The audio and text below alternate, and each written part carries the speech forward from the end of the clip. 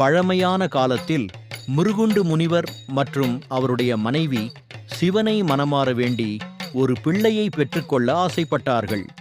பிரம்மதேவன் அவர்களுக்கு தோன்றி இரு தேர்வுகளை வழங்கினார். ஒன்று, நீண்ட ஆயுள் கொண்ட ஞானமற்ற புத்திரன். 2, குறுகிய ஆயுள் கொண்ட ஆனாலும் சிவபக்தியால் விளங்கும் புத்திரன். இவை இரண்டில் ஏதேனும் ஒன்றை தேர்ந்தெடுக்கும்படி கூறினார். அதன்படி முனிவரும் பக்தியை தேர்ந்தெடுத்தார்.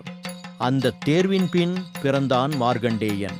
சிறுவயதிலிருந்தே ஓம் நமசிவாயா என்ற மந்திரத்தை உச்சரித்து சிவலிங்கத்திற்கு தினமும் பூஜை செய்து வந்தான்.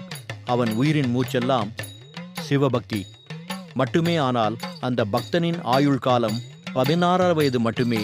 மார்க்கண்டேயனின் 16வது பிறந்த நாளும் வந்தது. அன்று யமன் மரண தெய்வம் தனது பாசக்கயிறுடன் வந்தான். அப்போதும் மார்க்கண்டேயன் பயப்படவில்லை. அவன் சிவலிங்கத்தை கட்டிப்பிடித்து ஓம் நமசிவாயா, சிவனே என்னை காப்பாற்று என்றான்.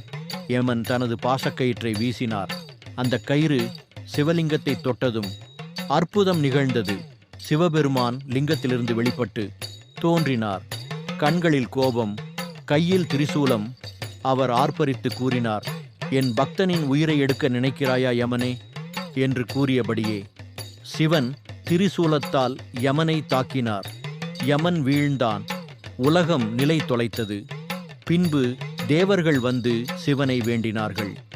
யமன் இல்லாமல் உலகம் இயங்காது, தயவு செய்து அவரை மீட்டெடுக்கவும் என்று கூறினர். சிவபெருமான் யமனை உயிர்த்தெழுப்பினார்.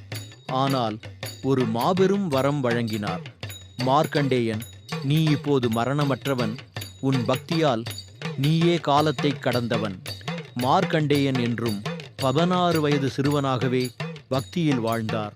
சிவனின் நிழலில் பக்தி இருந்தால் இறப்பே தோல்வியடையும்.